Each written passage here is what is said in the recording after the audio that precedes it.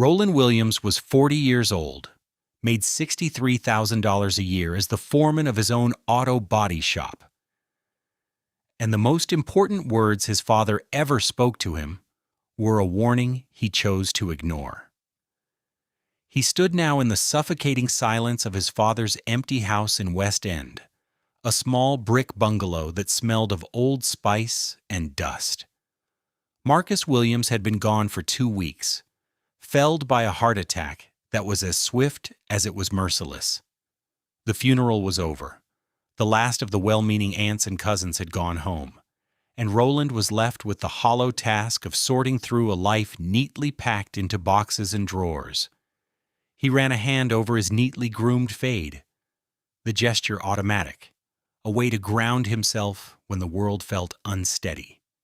His father, a retired paralegal for a downtown firm, had been a man of quiet precision. Everything in his life had a place, a reason, and his words, though few, were always weighed. The memory echoed in the quiet room, as clear as if Marcus were standing right there, his deep voice calm and certain. It was 6 years ago, just after Roland's wedding. They were on this very porch watching the sun set behind the trees. Marcus had taken a slow sip of his sweet tea. "I watched her mother, Bernice," he'd said, not looking at Roland but out at the street. "I watched what she did to her first husband, stripped him clean. A woman learns from her mother, son. Tamika will do the same to you." Roland had laughed it off then, a dismissive, slightly offended chuckle. "It's not like that, Dad. Tamika's different, and Bernice is, well, she's a character, but she's not a monster." His father had finally turned to him, his eyes holding a deep, sorrowful wisdom that Roland, in his newlywed bliss, couldn't comprehend. "She's not a monster," Marcus agreed softly. "Monsters are obvious. She's just a predator, and she taught her daughter how to hunt." Roland had shaken his head, full of the kind of certainty only a man in love can possess. He loved Tamika. He loved her bright, ambitious energy, the way she filled a room.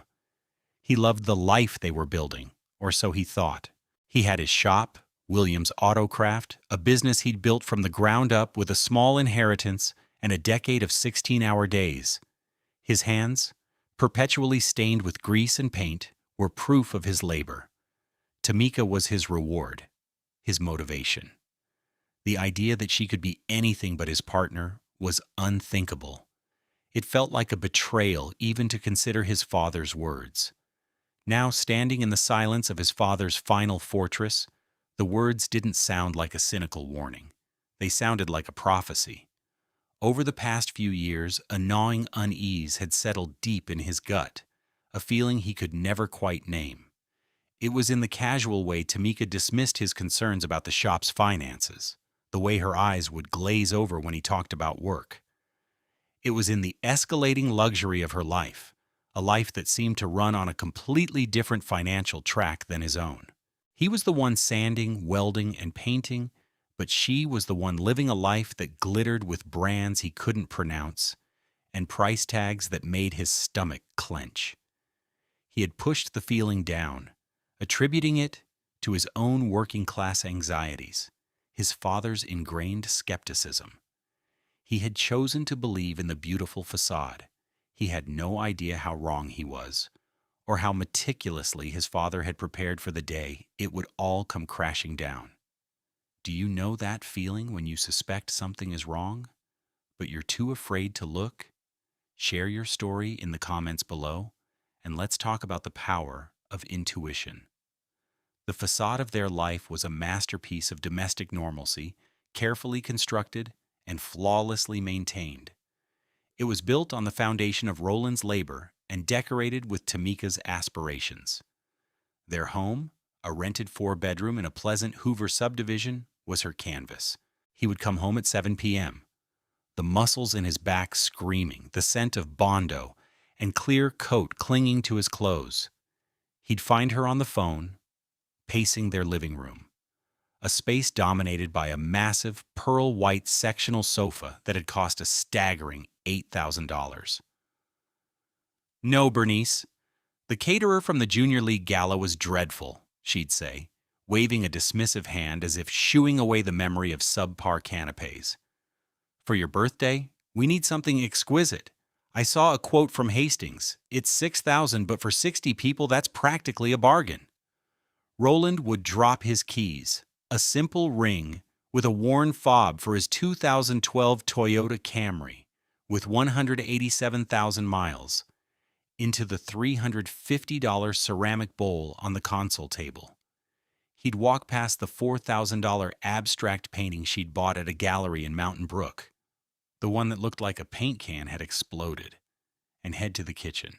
"Tough day, baby?" she'd ask, her attention still on the phone. "Dinner's in the fridge. I had a lunch meeting that ran late." The lunch meeting was almost always with her mother, Bernice, at a place like Highlands Bar and Grill, where lunch for two could easily top $200. The dinner in the fridge for him was often leftovers from that same lunch, repackaged in Tupperware.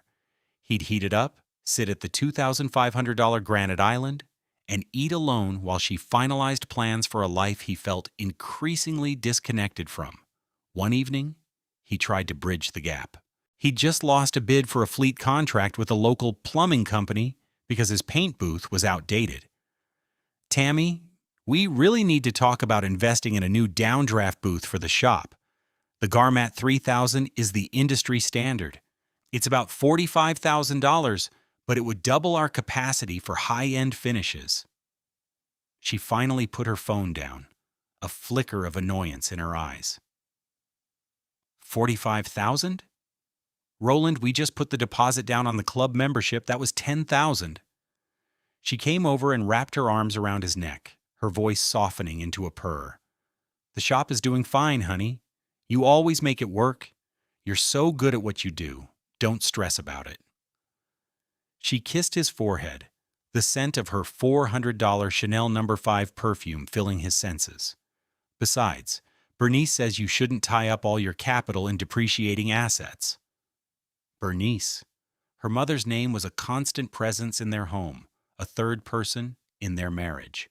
Bernice lived in a sprawling, 6,000-square-foot colonial in the heart of Mountain Brook, a world away from Roland's shop in Ensley. She was a woman who moved through life with the serene confidence of someone who had always had money, even though Roland knew for a fact her first husband had left her with next to nothing. She'd since built a small empire of investments and consulting, vague terms that seemed to produce a constant stream of income. Sunday dinners at Bernice's house were a weekly ritual of quiet humiliation. The table would be set with heavy silverware and crystal glasses. Bernice, always dressed in something flowing and expensive like a $1,500 Etro caftan, would hold court. She'd talk about her portfolio, her trips to Europe, the charming little LLC she was using to acquire a new property. During one such dinner, she'd looked across the table at Roland, who was wearing his best, a clean pressed shirt and slacks. Her eyes landed on his wrist, on the simple, practical $89 Timex watch his father had given him years ago. A small, pitying smile touched her lips.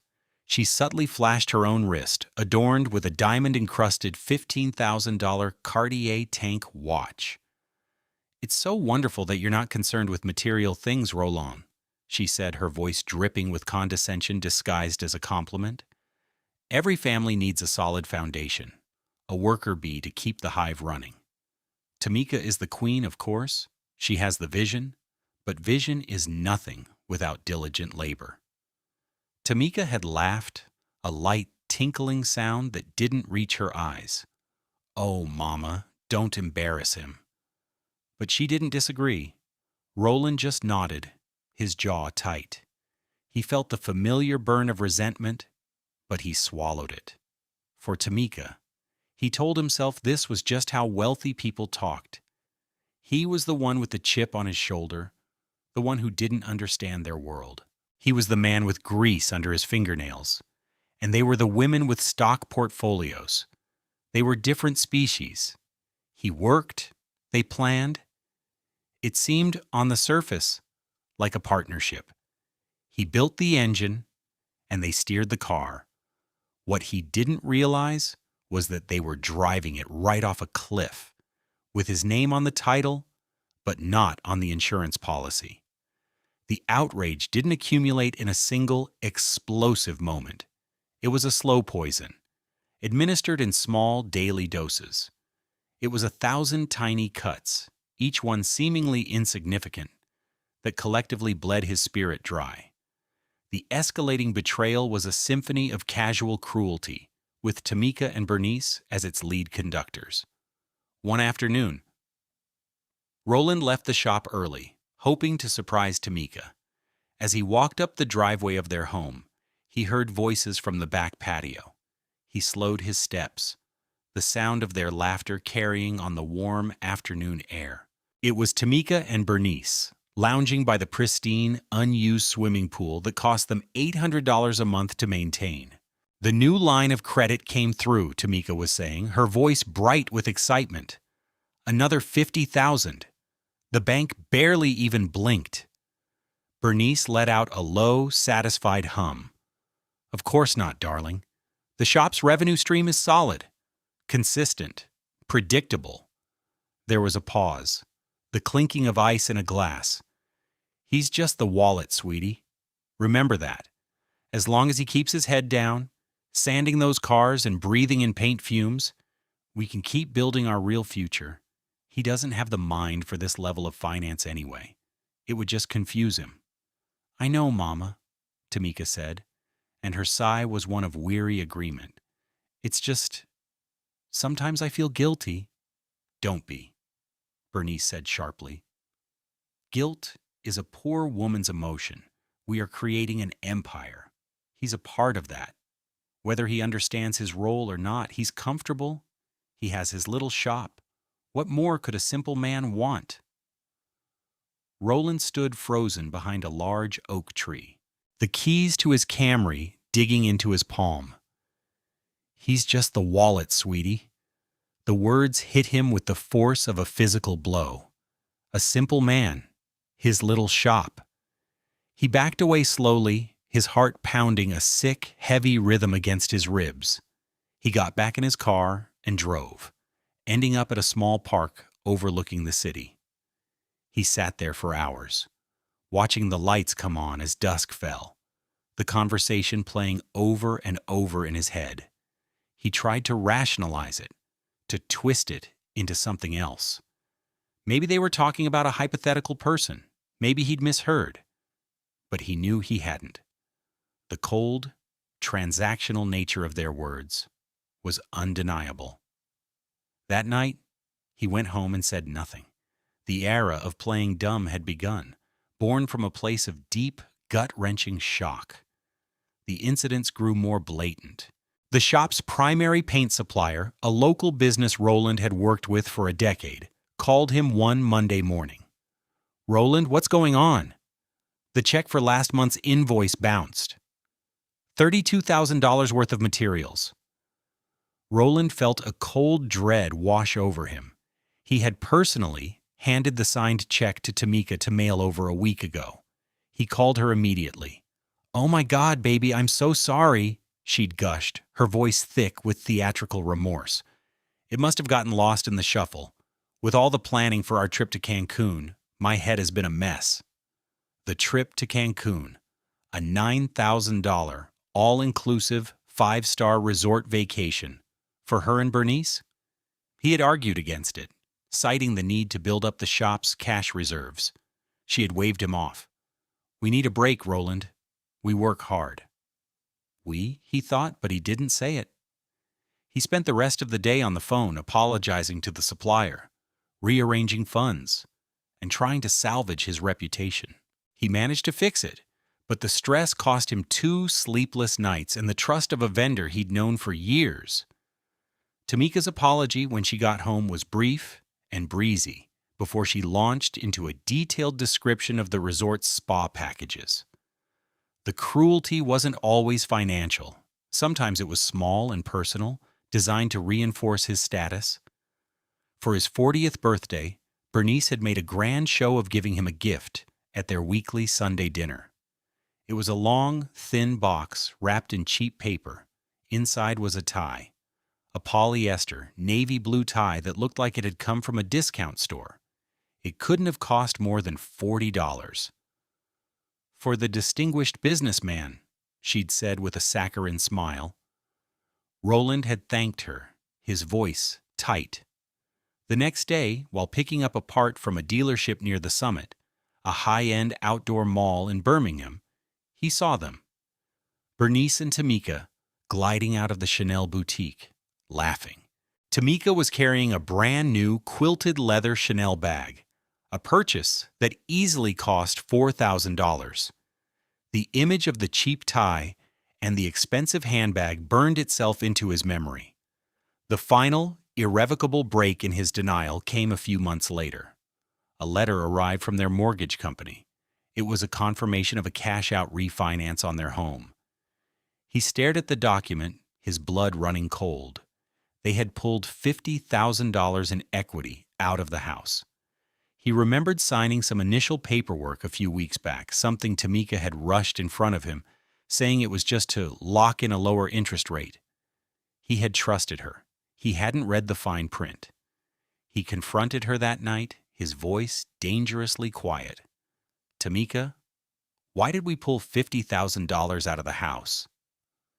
She didn't even have the grace to look guilty. She looked annoyed, as if he'd caught her in a trivial social lie. "Oh, that.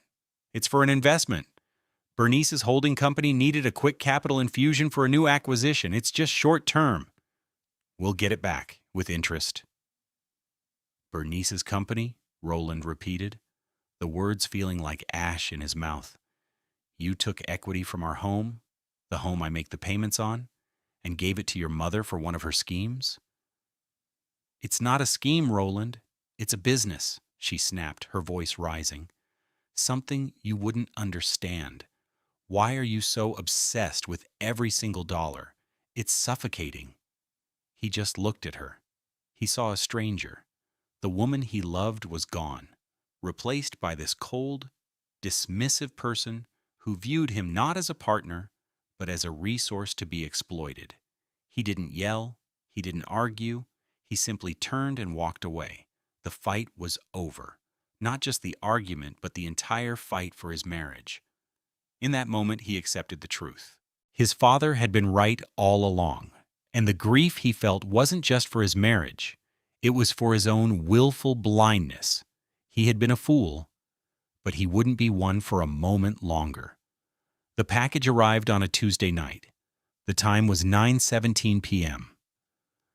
Rain lashed against the windows of his father's small house, a mournful, rhythmic drumming that matched the heavy beat of Roland's own heart. He had been methodically working his way through a stack of his father's mail, mostly junk and bills he'd already arranged to have paid. Then he saw it. A thick 9x12 manila envelope, heavier than the rest. The address was written in his father's unmistakable hand, sharp, precise, slightly slanted cursive, penned with a black felt-tip pen. It was postmarked 2 days before Marcus had died. A chill that had nothing to do with the rainy night crawled up Roland's spine. He took the envelope to the kitchen table, the one where he'd eaten countless bowls of cereal as a boy, while his father read the morning paper. He slid it open carefully with a butter knife. There was no letter inside, no note of explanation. There was only a stack of documents, at least an inch thick, held together by a large black binder clip. The top page was a printout from the Alabama Secretary of State website. It was the Articles of Incorporation for a limited liability company. B Enterprises, LLC, it read. The registered agent and sole member was listed as Bernice Franklin, his mother-in-law. Roland's breath caught in his throat.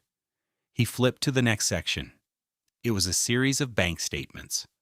Not his, not Tamika's personal accounts.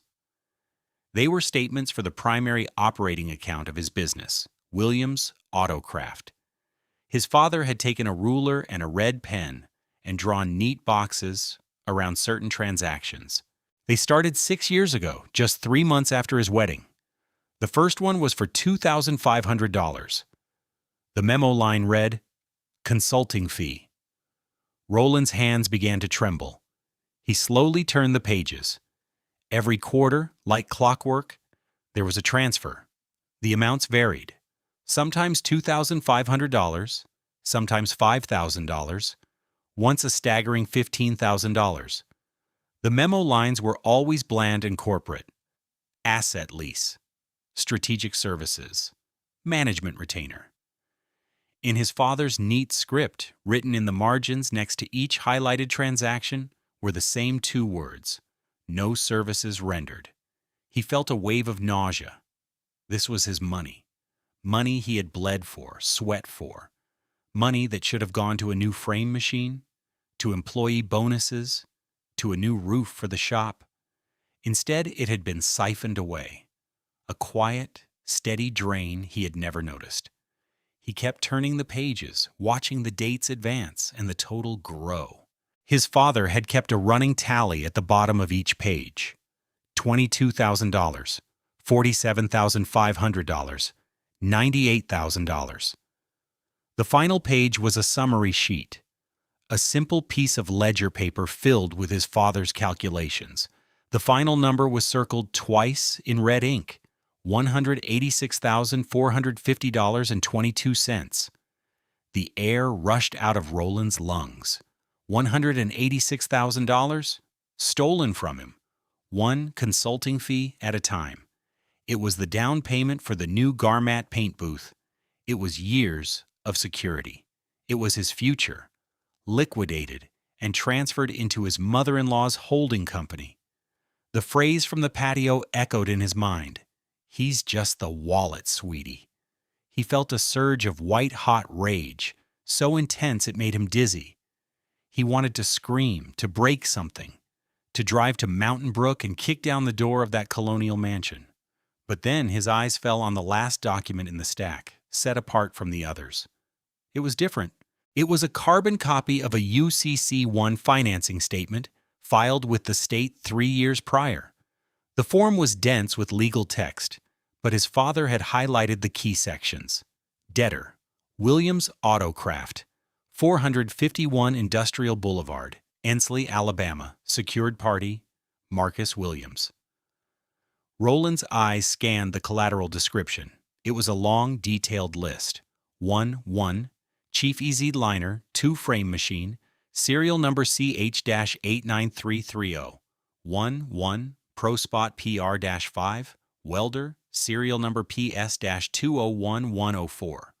All shoplifts, compressors, tool chests, hand tools, diagnostic equipment, and the Garmat downdraft paint booth, serial number GM-75021. It was everything, every significant piece of equipment in his shop, the very heart of his business. Taped to the bottom of the form was a small, folded piece of paper. It was the only personal note in the entire package. Roland unfolded it with shaking fingers. His father's handwriting was a little less steady here, as if written in a hurry. "Son, he who files first wins. This is your leverage. The assets are secured in my name. I have already executed a transfer of the security interest to you effective upon my death. The document is with my attorney. They think they own the business. They only own the name and the debt. The heart of it is yours. Don't get angry. Get smart. They'll never see it coming. Love, Dad." Roland stared at the note. The rain outside a distant, muffled sound. The rage that had consumed him moments before receded, replaced by a profound, aching grief and an even more profound sense of awe. His father had seen it all. While Roland was busy being the happy husband, his father had been the silent guardian, the retired paralegal pulling one last brilliant legal maneuver from the shadows. He hadn't just given Roland a warning, he had given him a weapon, a perfectly legal, perfectly documented ironclad ace in the hole. The tears that finally came were not of anger or sadness, but of a deep, heartbreaking gratitude. He wasn't alone in this fight after all. His father was still with him, his quiet wisdom reaching out from beyond the grave. The name on his father's note was David Chen. The law firm Chen and Associates occupied the top 2 floors of a glass tower downtown, a building that seemed to scrape the clouds. The lobby was a cavern of polished marble and hushed importance. Roland, in his best slacks and a blazer that suddenly felt too small, felt like a man visiting a foreign country. He clutched the manila envelope his father had sent him like a passport. David Chen's office had a panoramic view of Birmingham. He was a sharp, impeccably dressed man in his 50s, with eyes that missed nothing. He didn't waste time with pleasantries. "Your father was a good man, Mr. Williams," he said, gesturing for Roland to sit. "And the best paralegal I ever worked with. He told me you might be calling one day. I'm sorry for your loss. He said you'd have a package for me." Roland slid the envelope across the vast, polished mahogany desk. The desk alone probably cost more than his Camry. Chen opened it and began to read. For 20 minutes, the only sound in the room was the soft rustle of paper. Roland watched his face. It moved from grim concentration to a flicker of professional outrage, and finally, to a slow, spreading look of deep, profound respect. When he got to the UCC1 filing, Chen let out a low whistle. He leaned back in his $3,000 Herman Miller chair and looked at Roland. "Your father was a legal artist," he said, his voice filled with genuine admiration. "A Rembrandt with paperwork. This is magnificent." "Is it enough?" Roland asked, his voice barely a whisper. "Enough?" Chen laughed, a short, sharp bark. "Mr. Williams, this is a checkmate. They don't know it yet, but they've been playing a game that was already over 3 years ago." He leaned forward, his demeanor shifting from admiring colleague to predatory lawyer. His rate, he explained, was $750 an hour, but he was confident this wouldn't be a protracted fight. "The beauty of what your father did is its simplicity. Bernice and your wife created an LLC. They've been funneling your shop's revenue into it under the guise of fake fees. Their goal, I assume, is to build up the LLC's paper value, using your very real cash flow, and then sell the entire LLC to a third party. The buyer would think they're acquiring a profitable auto body business." "That's what I figured," Roland said, the pieces clicking into place. "Here's what they don't know," Chen continued, tapping the UCC filing. "Your father, as a creditor, filed a lien against every single piece of valuable, tangible equipment in your shop. The lifts, the welders, the frame machine, the things that actually make the business a business. He then executed a private document, which I have in my safe, transferring that security interest to you upon his death. That makes you the sole secured creditor. You are first in line. Your claim predates any claim their LLC has on those assets." He paused, letting the weight of it sink in. "So B Enterprises, LLC, it owns a lease on a building. It owns the name Williams Autocraft. It owns a mountain of fabricated invoices. But the heart of the business, the actual machinery worth hundreds of thousands of dollars, it doesn't own a single bolt. The LLC is a ghost, a hollow shell. They're trying to sell a car with no engine." A cold, clean wave of relief washed over Roland. "So what do we do?" "Nothing," Chen said, a thin, dangerous smile playing on his lips. "We do absolutely nothing. We wait. They are confident, arrogant. They believe you are, in your father's words, a simple man. They will make a move. They will find a buyer for their worthless LLC. And when they go to closing, they will discover that they have nothing to sell. We don't have to throw a punch. We just have to let them walk into the wall your father built." The plan was as brutal as it was elegant. They would need to be patient. Chen advised Roland to open a new private bank account at a different bank. He also had Roland sign the documents that officially put the security interest from Marcus into his name, and they filed the update with the state that same day. It was a simple administrative step, but it was the final piece of the puzzle. "Go home, Mr. Williams," Chen said, standing to shake his hand. "Act normal. Be the man they think you are. Go to work, fix cars, come home tired. Let them think they have all the power. Pride, as they say, comes before the fall, and in this case, the fall will be from a very great height." Roland walked out of the glass tower and into the afternoon sun. The air felt different, lighter. For the first time in years, the gnawing anxiety in his gut was gone, replaced by a cold, hard certainty. He wasn't a victim anymore. He was a strategist. He was his father's son. He got into his old Camry, the engine turning over with a familiar, comforting rumble. He had a role to play, and he would play it to perfection. The weeks that followed were a masterclass in self-control. Roland entered a state of emotional hibernation, a quiet, methodical performance of normalcy. On the outside, he was the same man. He left for the shop at 6:30 a.m., came home covered in a day's hard work, and listened with feigned interest as Tamika detailed her increasingly extravagant life. Inside, he was a block of ice. The love he'd felt for her, the warmth, the affection. It had all vanished, replaced by a chilling, watchful detachment. Each lie he told, each nod of agreement, was a scene in a play only he and his late father understood. The first test came that Friday night. Tamika was giddy, floating around the kitchen as she plated a takeout dinner from an expensive new restaurant. "You are not going to believe the news," she chirped, her eyes sparkling. Bernice got the most amazing offer on one of her properties, a big auto group from Atlanta. They're serious. We're going to be set, baby. Truly set. Roland knew exactly what property she was talking about. It was his shop, his life's work. The old Roland would have been confused, then hurt. The new Roland simply picked up a fork. "That's great news, Tamika," he said, his voice even and calm. "I'm happy for her." He took a bite of the $60 sea bass. It tasted like ash, but he chewed and swallowed. "She works hard on her investments."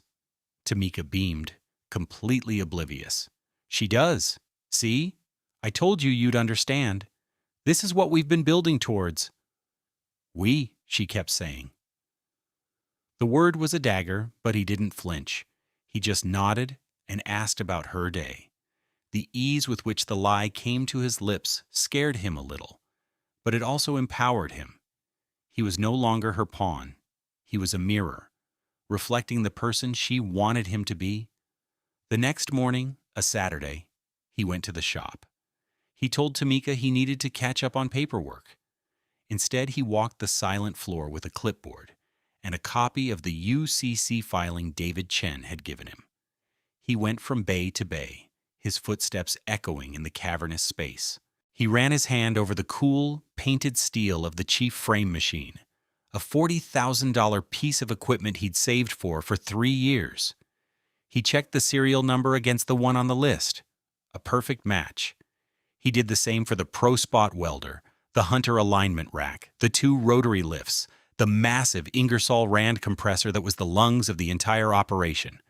Everything, down to the $15,000 set of snap-on tool chests, was on his father's list.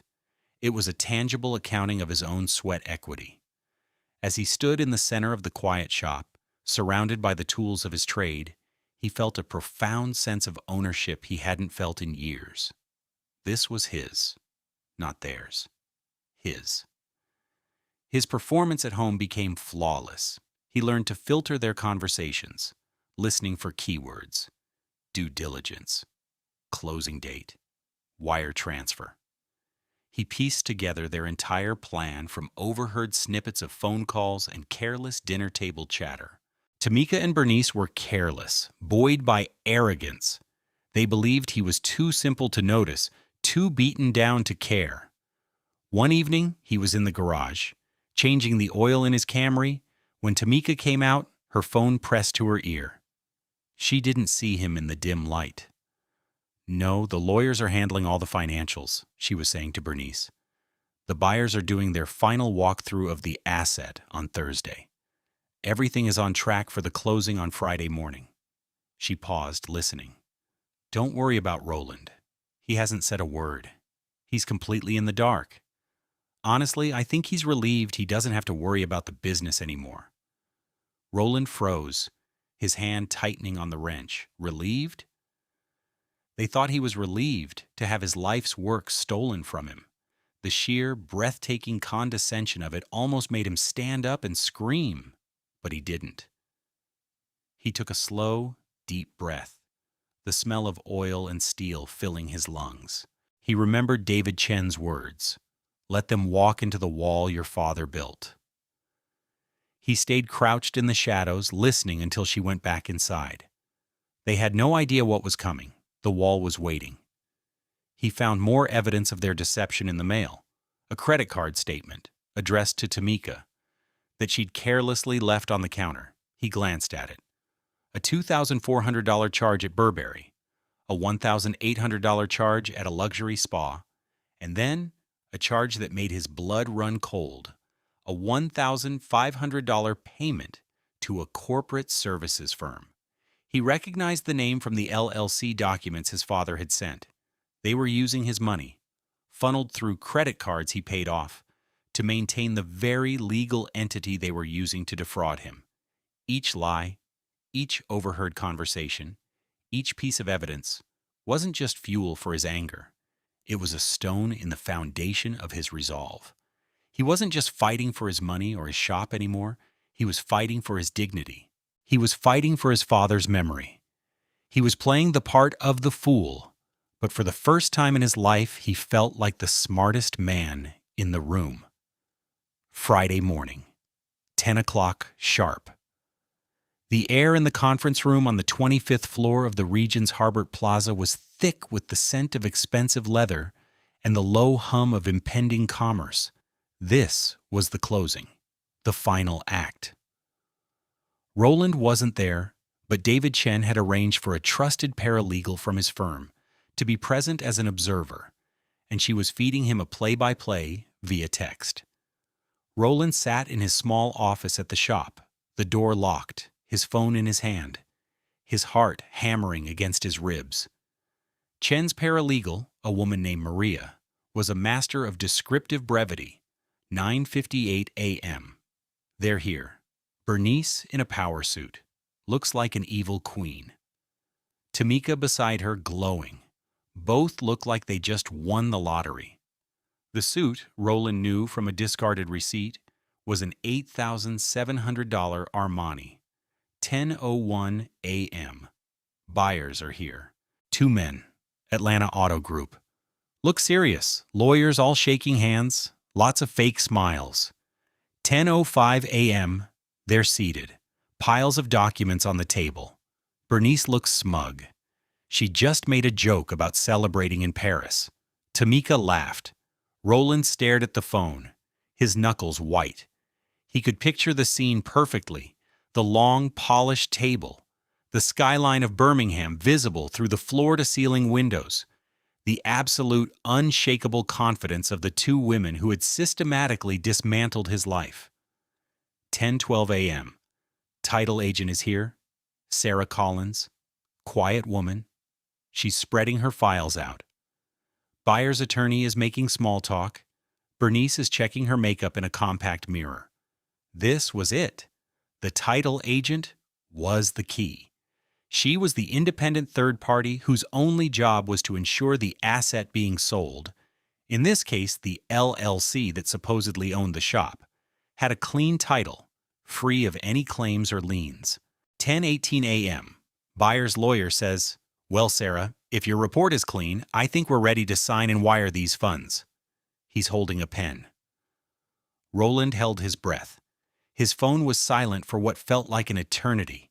He imagined the quiet shuffling of papers. The anticipation in the room. 10:20 a.m. She spoke. 10:20 a.m. Oh my God. The silence in here is deafening. Roland's phone buzzed again. 10:21 a.m. Sarah Collins just said, "Actually, there is one issue." He could almost hear the record scratch. 10:21 a.m. A primary lien was recorded against all tangible assets of Williams Autocraft, the supposed primary holding of B Enterprises, LLC. The lien predates the formation of the LLC itself. Maria's texts came in a flood. 10:22 a.m. Bernice's face. It's gone completely white, like a sheet. Her lawyer is frowning. What? That's impossible. We ran a search. 10:23 a.m. Sarah slides a document across the table. The lien was properly filed with the Secretary of State 3 years ago. UCC1 financing statement. It appears your search was limited to the LLC, not the underlying assets it claimed to control. 10:24 a.m. Buyer's attorney picked up the document. He's reading it. His eyes are wide. 10:25 a.m. Bernice is sputtering.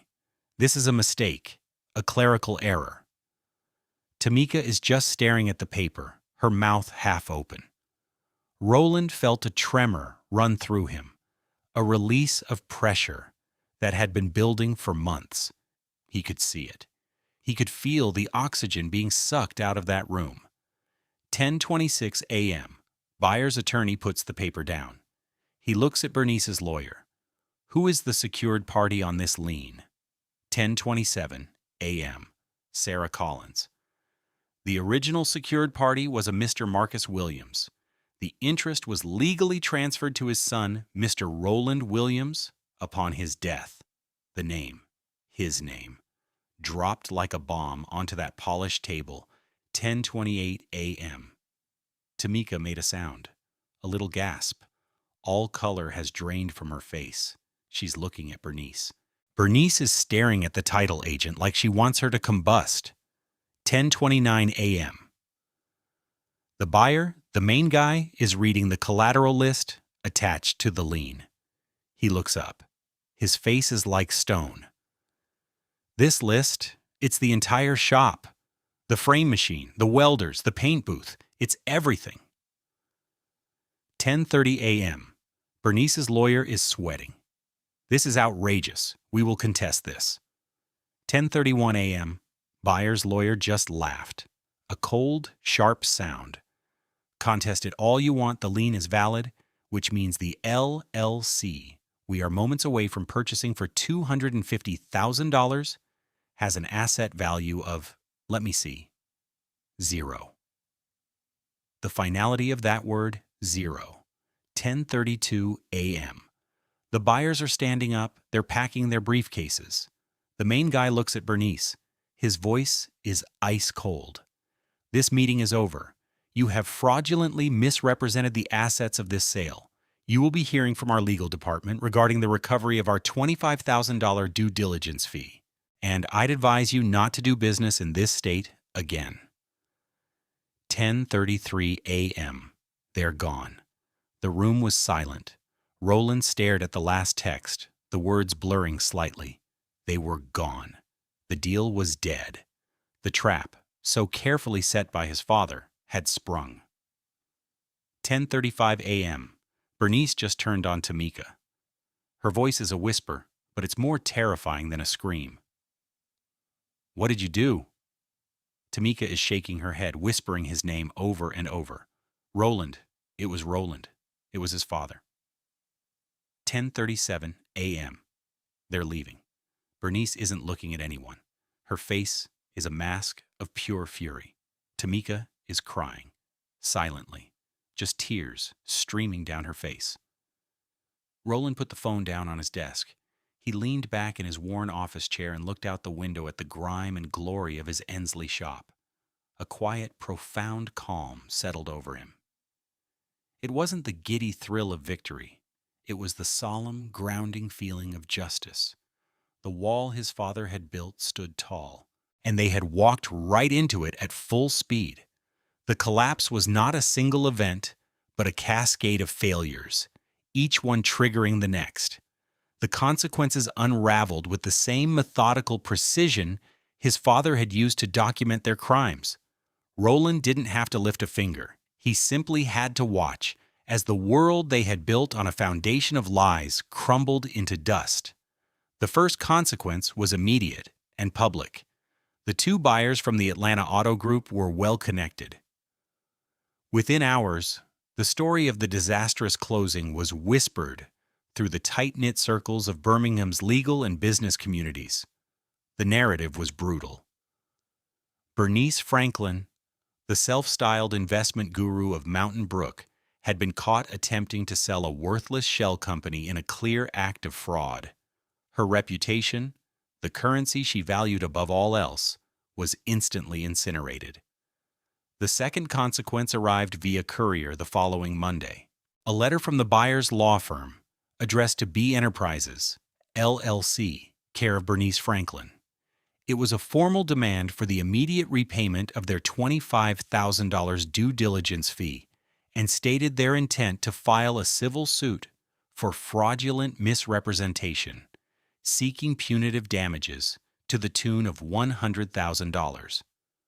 Bernice, who had built her empire on bluff and intimidation, was now facing a legal battle with a corporate entity that had infinitely deeper pockets. The third consequence was delivered by David Chen. The day after the failed closing, he filed for divorce on Roland's behalf. The petition was concise and devastating, citing irreconcilable differences and gross financial misconduct. He simultaneously filed an emergency injunction, freezing the accounts of Williams Autocraft and placing the business into a temporary receivership controlled by the court, effectively cutting off Tamika and Bernice's access to any more of its funds. The wallet was officially closed. Then came the voicemails. Tamika's emotional state and her slow dawning comprehension of the catastrophe was chronicled in a series of increasingly desperate messages left on Roland's phone, which he let go to voicemail every time. Voicemail 1, Friday, 2:15 p.m. Confused, annoyed tone. Roland, call me. The closing was a disaster. There's some kind of mistake with the paperwork, some lien from your father. It's a mess. My mother is furious. Call me so we can figure out how to fix this. Voicemail 2, Friday, 8:47 p.m. Angry, shrill. I can't believe you did this. David Chen just sent me divorce papers. Are you insane? After everything we built? That was our money. My mother's money. You have no right to do this. Voicemail 3, Saturday, 11:02 a.m. Pleading, voice cracking. Okay, Roland, I'm sorry. I should have told you more about the business plan. I see that now, but this is not the way. We can fix this. Please, just talk to me. Don't throw everything away. Voicemail 4, Sunday, 4:30 p.m. A new voice. Cold, reptilian fury. It was Bernice. You think you're clever, don't you, you little grease monkey? You and your dead father? You are nothing. You live in a world of dirt and noise. You have just made an enemy of a very powerful woman. You will regret this for the rest of your miserable life. Voicemail 5, Monday, 9:20 p.m. Tamika again, but this time all the fight was gone. Just hollow sobs. Please, Roland, please. They're going to sue us. We have to sell the house. Mama said? She said I have nothing. She said I'm on my own. I have nothing, Roland. Please? He saved every single one. They were a testament, a final accounting of their true character when the facade was stripped away. The enumeration of their losses was stark and quantifiable. 1. The $250,000 sale, gone, vanished into thin air. 2. Bernice's LLC, rendered completely worthless. Its only asset was a commercial lease that was now a liability. 3. The Mountain Brook house. To cover the initial legal fees for the impending fraud lawsuit, and to pay back the $50,000 they had fraudulently pulled from the mortgage. Bernice was forced to put her $1.2 million colonial on the market in a panic. It sold quickly, but for significantly under market value, netting her far less than she'd hoped after all debts were cleared. 4. Tamika's future. The divorce was swift and brutal. The evidence of financial fraud was so overwhelming that the judge nullified any claim she might have had to the business or Roland's future earnings. She walked away with half the value of their furniture and her designer clothes. Her Chanel handbags and Burberry dresses couldn't pay the rent. She ended up in a cramped, $1,200 a month apartment in Homewood, forced to get a job as a hostess at a restaurant, a job she considered beneath her. 5. Roland's shop. After a short, court-mandated period, full and unencumbered control of Williams' autocraft was returned to Roland. The UCC lien his father had created was satisfied, and the title to all his equipment was now solely and indisputably his. He sat one evening in the quiet of his father's house, which he had decided to keep, and looked at the list of consequences. He felt no joy, no thrill of victory, just a quiet, somber sense of order being restored. The scales, so long tipped in their favor, had finally been balanced. It was the consequence of their own choices, a debt coming due. He had not sought revenge. He had simply demanded accountability. And in the end, that was far more devastating. 1 year later, the Saturday morning sun streamed through the large open bay doors of the shop in Ensley, illuminating dust motes dancing in the air like tiny diamonds. The scent was the same, a familiar, comforting mix of primer, steel, and hard work. But everything else was different. The old, faded sign that had read Williams Autocraft was gone, replaced by a freshly painted one in bold, clean letters of royal blue and white. It read, Marcus and Son Automotive Restoration. Roland, his deep brown skin luminous in the morning light, leaned over the fender of a '68 Mustang. He wasn't alone. Beside him stood a lanky 17-year-old named Jamal, his brow furrowed in concentration as he held a sanding block. "Easy now," Roland said, his voice calm and steady. "Let the paper do the work. Long, smooth strokes. You're not trying to punish the metal, you're trying to guide it." Jamal nodded, his movements becoming more fluid, more confident. He was one of 5 teenagers in the shop that morning, all part of the new Saturday apprentice program Roland had started. Every weekend, from 9 to noon, he opened his doors to kids from the neighborhood, teaching them the trade his father had taught him the value of. It was free. The only price of admission was a willingness to learn and to respect the craft. His life had found a new rhythm. He lived in his father's house now, the small brick bungalow feeling less like a place of grief and more like a sanctuary.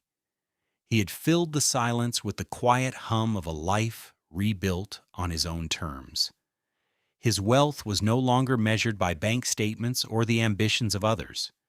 It was measured in the crisp line of a perfectly prepped body panel, in the spark of understanding in a young apprentice's eyes, in the quiet satisfaction of a day's honest labor. He was still a man who made $63,000 a year, but he had never felt richer. He had one last piece of business to attend to. A few months after the divorce was finalized, he'd received a letter. It was from Tamika, a real letter, written on simple stationery. It was short, stripped of all her usual drama and flair. It was an apology, a real one. She wrote about her mother, about the pressure to acquire, to ascend, and how she had lost herself in the process. She didn't ask for forgiveness. She didn't ask for anything.